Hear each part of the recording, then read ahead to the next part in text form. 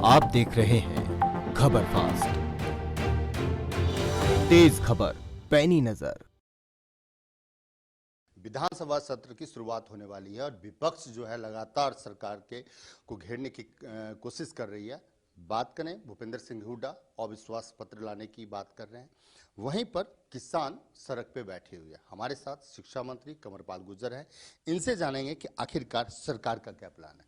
नमस्कार सर। जी जी, नमस्ते नमस्ते। सर बात करें तो विपक्ष के नेता भूपेंद्र सिंह हुड्डा का कहना है कि सरकार अविश्वास पत्र हम हासिल लेके आ रहे हैं और सरकार जो है कहीं ना कहीं डिस्कशन से भाग रही है। क्या कहना है आपका? नहीं, डिस्कशन से तो तब पता चलेगा ना भागने का। अभी अविश्वास प्रस्ताव लेके तो आओ। जब ये अब अविश्वास प्रस्ताव लेके आएंगे तब पता चलेगा। और मैं आपके मीडिया के माध्यम से कहना चाहता हूँ जनता से कि सारी जनता भी उसको देखे, तब पता चलेगा कि किस बात पे अविश्वास प्रस्ताव लेके रहे। और मैं आपके चैनल के माध्यम से ये कहना चाहता हूँ कि आज भी हमारे पास 58 से भी ज़्यादा विधायकों का समर्थन हमारे साथ है, अगर समर्थन की बात है। और अगर दूसरी बात है तो दूसरी बात है चर्चा की, कि कई बार विपक्ष है वो इसलिए अविश्वास प्रस्ताव लेके आता है क्योंकि वो खुल के चर्चा करना चाहता है। तो हम तो चर्चा से कभी इनकार ही नहीं किया। हमने पिछली बार भी इनको चैलेंज किया था कि जिन बिलों की आप बात कर रहे, आप उस पर जितना चाहे टाइम ले लें, अनलिमिटेड टाइम है, कोई टाइम की सीमा नहीं है। अगर आप चाहें तो चाहे 3 दिन तक इसी पे चर्चा कर लो, आपके 30 के 30 विधायक इस पे बोल लो, हम तैयार हैं आपकी बात सुनने के लिए। आप हमारी बात सुनो, हम जवाब देंगे, आप प्रश्न पूछो। लेकिन ये सवाल करने की बजाय ये वॉकआउट करके चले गए। उसके बाद अभय सिंह चौटाला जी ने बोला, तो अभय सिंह चौटाला जी ने अपनी बात कही, तो लोकतंत्र में यही तो है ना जी, कि आप अपनी बात कहोगे फिर जवाब भी तो सुनोगे। लेकिन अभय सिंह चौटाला भी भाग गए, वो भी वॉकआउट करके चले गए। और इसी तरीके से जो महम के विधायक हैं उन्होंने भी इसी प्रकार से किया, उन्होंने बात रखी, लेकिन जब जवाब देने का टाइम आया, सुनने का टाइम आया, तो वो भी छोड़ के भागे। हम ये कहते हैं कि बिल्कुल डिस्कशन के लिए तैयार हैं, और आपके चैनल के माध्यम से जनता से भी अपील करते हैं कि उनको भी इसकी सच्चाई का पता चलेगा कि ये बिल वास्तविकता में उनके हित के बिल हैं, उनके लिए बनाए गए बिल हैं, किसान की स्वतंत्रता के बिल हैं। हमारा मानना ये था, कुछ लोग हमारे से पूछते हैं कि आप समझा नहीं सके। अरे हम तो ये सोच रहे थे ये बिल पास होने के बाद घी के दिए जलेंगे, लेकिन कुछ लोग ऐसे हैं जिनको परेशानी है, हर बात से परेशानी है।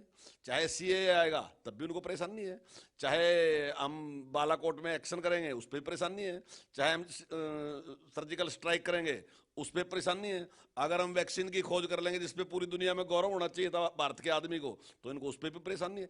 इनकी परेशानी दूर नहीं हो सकती, इनको तो हर जगह ऐसी ही परेशानी नजर आती रहेगी, और ये इसी प्रकार से उसकी आलोचना करते रहेंगे। अब वो दिशा रवि है, अब दिशा रवि के खिलाफ कार्रवाई है जो देश को तोड़ने की, देश के खिलाफ इतना बड़ा षड्यंत्र कर रही जो और उसके सारे प्रूफ मिल गए, और एक नहीं वो 3 लोग हैं, तीनों के लोगों के खिलाफ मिल गए। अब ये उनके पक्ष में खड़े। अब ये जब जेएनयू में नारे लग रहे थे, भारत तेरी कब्र खुदेगी, आज नहीं तो कल खुदेगी, जब देश को तोड़ने के नारे लग रहे थे, तो ये जाके वहां सेल्फी खिंचवाने लग गए। तो ये ऐसे लोग हैं जिनको किसान से कोई चिंता नहीं, इनका केवल और केवल ये जब आंदोलन जीवी शब्द जो माननीय प्रधानमंत्री जी ने प्रयोग किया, तो कुछ लोगों को तो ऐसे हैं कि जो केवल आंदोलन में जीवित रहते हैं, जैसे यादव जी हैं, तो कहीं धरती पे आंदोलन होगा तो वहां जाके खड़े जाएंगे। इस देश में कुछ लोग ऐसे हैं, कहीं भी आंदोलन होगा वहां, उनके लिए उन्होंने प्रयोग किया। और कुछ पार्टियां भी ऐसी हैं कि जो राष्ट्र इतना देख के केवल अपना स्वार्थ देख रही, कि हमारा स्वार्थ कहां से सिद्ध होगा। जो बात स्वयं कांग्रेस कह रही थी कि ये बिल आने चाहिए, कांग्रेस ने अपने घोषणा पत्र में कहा, लेकिन जैसे ही उसको लगा कि इसमें कहीं लाभ हो सकता था, उसने एकदम पलटी मार दी। वहां तो कोई ऐसा नहीं है कि मेरे कहने से कोई चीज बनेगी या नहीं बनेगी, वहां तो साइन है। हुड्डा साहब तो उस कमेटी के चेयरमैन थे जहां सुझाव दिए गए, तो आज हुड्डा साहब उसके खिलाफ कैसे बोलेंगे? और जब सेशन में बोलेंगे तो सेशन में तो सारी चीजें रिकॉर्ड में है ना, वो दिखाएंगे, हम ये देखो आपने क्या कहा था, ये देखो आपने क्या कहा था, ये देखो आपकी सरकार ने क्या कहा था, हम सारी चीज दिखाएंगे तब पता चलेगा। लेकिन आज मुकर रहे उससे कि केवल देश में अवस्था फैलाने के लिए, गड़बड़ करने के लिए, और केवल वोट के लाभ के लिए आज ये जो बात कर रहे वो कर रहे। लेकिन सिफारिशें गलत नहीं थी, इनकी सिफारिशें ठीक थी, और सरकार ने उस पर जो निर्णय लिया वो सही है बिल्कुल। गुरनाम सिंह चूडनी लगातार किसान आंदोलन का समर्थन कर रहे हैं, उनके अधीन में जो है किसान आंदोलन चल रहा है, और उनका कहना है कि सरकार जो है यानी जजपा और भाजपा के विधायक या नेता अगर गांव में जाते हैं तो किसान उनका पूर्णतया विरोध करे, जहां चुनाव होगा वहां भी यही स्थिति बनेगी। क्या लगता है, सरपंच का चुनाव सामने खड़ा है, बीजेपी और जेजेपी की क्या स्थिति बनने वाली? देखिए, अभी जिस प्रकार से इन्होंने एक झूठ को फैलाया पूरे प्रदेश में और दोनों प्रदेशों में, हरियाणा में भी पंजाब में भी, जिस प्रकार से इस झूठ को फैलाया इसको, अब इस झूठ को समाप्त करने के लिए सत्य तो बोलना पड़ेगा। आप सत्य बात कहोगे जाएगा। अब इनको डर किस बात का लग रहा है? इनको डर इसी बात का लग रहा है कि जब सत्य वाला व्यक्ति आएगा और सत्य बोलेगा तो जो जनता है, जो मालिक है, जब उसके सामने आएगा, जब वो बात कहेगा तो वो जब देखेगी कि सच्चाई क्या है, तो निश्चित तौर से इनकी हार निश्चित है 100%। वो हार आज नहीं तो 10 दिन के बाद हार निश्चित है। तो इसीलिए डरे हैं इन्हें। अगर इनके पास दमखम है तो करे ना डिबेट, आए ना गाँव में, ये भी अपनी बात कहेंगे, भी अपनी बात कहेंगे। क्यों डर रहे हैं इस बात से? वास्तविकता में डर रहे। और दूसरा क्या है, जो मैंने शुरू में पहले बदन बात कही, इन लोगों का टारगेट एक और केवल एक है कि प्रदेश में अव्यवस्था फैलानी। और जब आप इस प्रकार से टकराव करोगे, लोगों को उकसाओगे इस बात के लिए कि अगर वो फलाना आएगा तो आपने ये बिगन डालना, आप वो आएगा तो वो निकल, तो जो भी हमें बुलाएगा, मान लीजिए हम किसी घर जाएंगे, बातचीत कहेंगे, तो उसको बुरा लगेगा ना, वो भी तो झगड़ा करेगा। हम नहीं करेंगे, वो तो करेगा कि मेरे घर बुला रखे थे, आप क्यों आए? तो क्या चाहते हैं? ये समाज को लड़ाना चाहते हैं। इनका कोई उद्देश्य नहीं है। ये किसान विरोधी हैं, किसान के पक्ष में कभी काम ही नहीं किया। ये नेता तो किसान के कहलाते हैं, लेकिन किसान के पक्ष के लीडर नहीं है। हमारी समस्या क्या है कि इस आंदोलन में बहुत से इनोसेंट किसान हैं, जो अच्छे लोग हैं बहुत, लेकिन उनको बहका के इन्होंने डरा रखा कि आपकी जमीन पर कब्जा कर लेंगे, ये कर लेंगे। तो वैसे तो जो डिबेट यहाँ सिर्फ होती है तो उसमें सारे किसानों को बात का धीरे धीरे उनको पता चल गया कि ये सारा का सारा झूठ है। तो हम तो यही चाहते हैं कि जो हमारे भाई गलती से लग गए, वो कोई ना उनकी कोई राजनीति है ना उनका कुछ है, उनका कोई लेना देना नहीं, वो तो केवल इन्होंने डराया दिया कि थारी जमीन पर कब्जा कर लेंगे, मंडियाँ समाप्त हो जाएंगी, एमएसपी समाप्त हो जाएगा, तो इस करके डरा के लगा रखे। तो ऐसा ऐसा उनका भ्रम दूर होता जा रहा और निश्चित तौर से वो पीछे हटते जा रहे। तो इनसे तो कोई खतरा नहीं है। हमने तो है कि जिस प्रकार लड़ाई में ना थी गाय आगा कर देते, तो इस प्रकार से किसान रूपी गाय, जो भोले भाले किसान हैं, वो इन्होंने आगा कर रखे। और जैसे ही इनकी पोल पट्टी खुल जाएगी, उसके बाद इन्हें पता चल जाएगा। लड़का देख लियो, चुनाव पहले भी चुनाव लड़ रखे, तो मेरा वैसे तो लोग कहेंगे जमानत जब्त हुई थी, पर जमानत तो बहुत ऊपर जाएगा। जब्त हो जमानत नहीं, अगर जमानत की अटका जमानत जब्त करनी हो, जमानत की भी जमानत जब्त है हुई। मतलब 1000-1500 वोट पड़ी थी मेरे इलेक्शन में, और 16-17 हज़ार पड़ी थी एमपी के इलेक्शन में। तो ये तो पता होना चाहिए ना देश का कानून क्या है। देश में यही नियम है कि जिसको जनता जिसके प्रति विश्वास व्यक्त करेगी, कानून वो बढ़ावागा, ना कि वो बढ़ावागा जिसकी वोट ही नहीं पड़ी। उसने अधिकार दिया उसने कि भाई जिसके हम अपना आशीर्वाद दे रहे, उसने हम पार्लियामेंट में भेज रहे। अगर जनता ने मेरे से आशीर्वाद दिया तो मैं आज यहाँ बैठा, जब जनता ने नहीं दिया था तो फिर मैं वहीं बैठा था। मैंने कितने चुनाव लड़ लिए, 7 चुनाव लड़ लिए, 4 चुनाव तो हारा भी हूँ मैं, जीता तो 3 ही मैं। तो 3 बार जब जनता ने मेरे से आशीर्वाद दिया तो मैं हरियाणा की विधानसभा में, और 4 बार नहीं दिया तो मैं बाहर खड़ा। तो राइट, तो मालिक तो जनता है, जनता जिसको आशीर्वाद देगी वो बनावागा। अगर कोई जिद लगा करने का ना था, कानून तो मैं बनाऊंगा, वोट भले ही ना मुझे मिले हो, तो ऐसा तो हो नहीं सकता ना जी।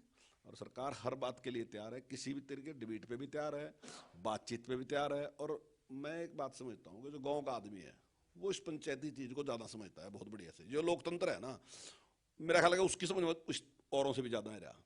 हमारे यहाँ रोज इस प्रकार के मामले हो, पंचायत हूँ, और पंचायत में हम एक बात कहते हैं, किसी भी पंचायती को नियुक्त कर देंगे, भाई ये हमारी तरफ से आदमी है, उनकी तरफ से भी एक आदमी आएगा, वो बैठ गया, 2 आदमी आएगा बैठ के, बोले भी हम अपनी बात कहेंगे, जो उन्हें फैसला कर देंगे मैं वो फैसला मंजूर है, हम मंजूर माल करते हैं उसमें, और तभी फैसला होता है।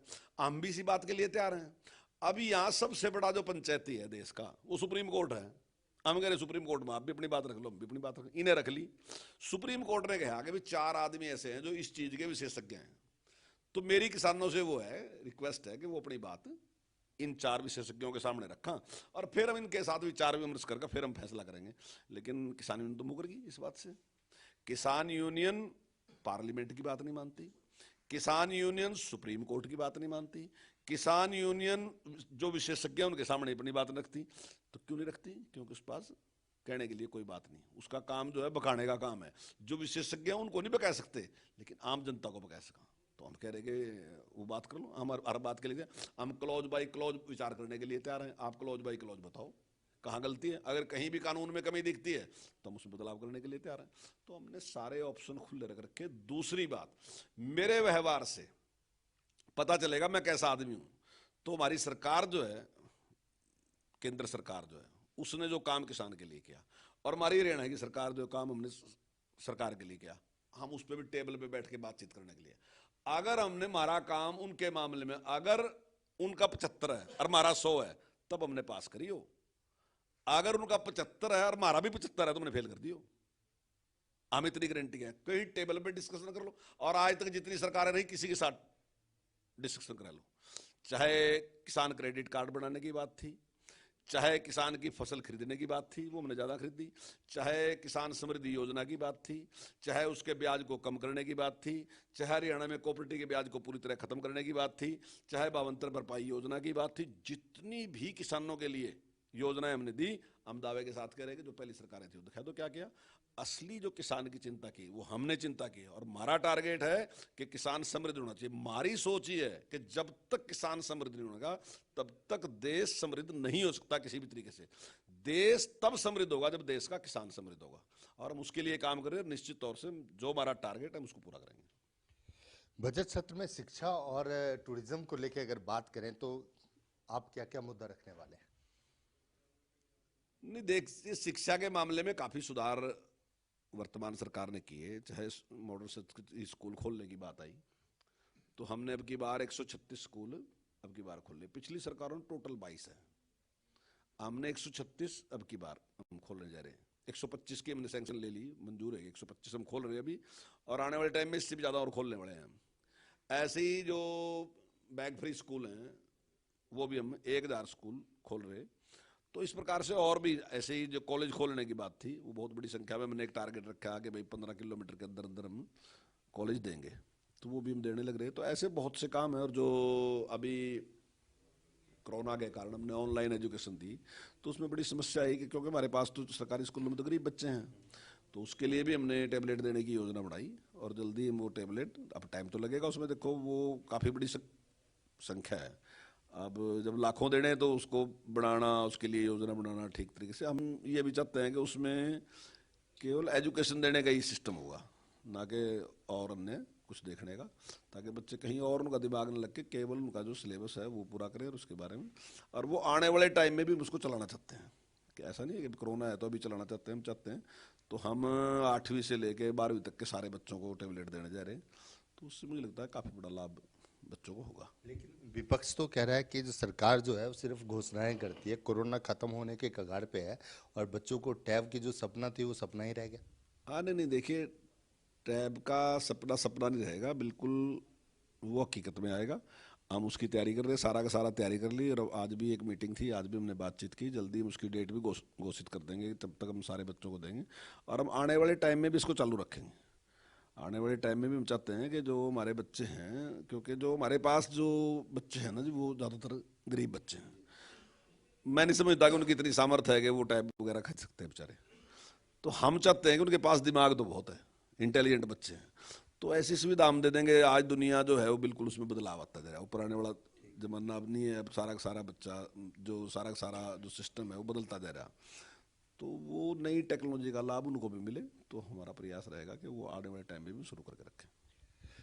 अभी इस समय की बात अगर करें तो 6ठी से लेकर 12वीं तक के आपने स्कूल खोल दी, बच्चे स्कूल जा रहे हैं। कोरोना का दूसरा फेज आ रहा है, 5 राज्य में केसेस की संख्या बढ़ी है, और अभी सुनने में आया है कि सरकार जो है वो 3री से 5वीं तक की भी क्लास खोलने जा रही है। क्या लगता है कि स्थिति कैसी है? स्थिति कंट्रोल में है? बच्चे स्कूल जाएंगे या स्कूल बंद करने का कोई प्लान है सरकार के पास? नहीं, देखिए, अभी तक सब कुछ ठीक चल रहा है, और जब हमने स्कूल पहले खोले थे, मेरे ख्याल से शायद देश में सबसे पहले स्कूल हम नहीं खोले।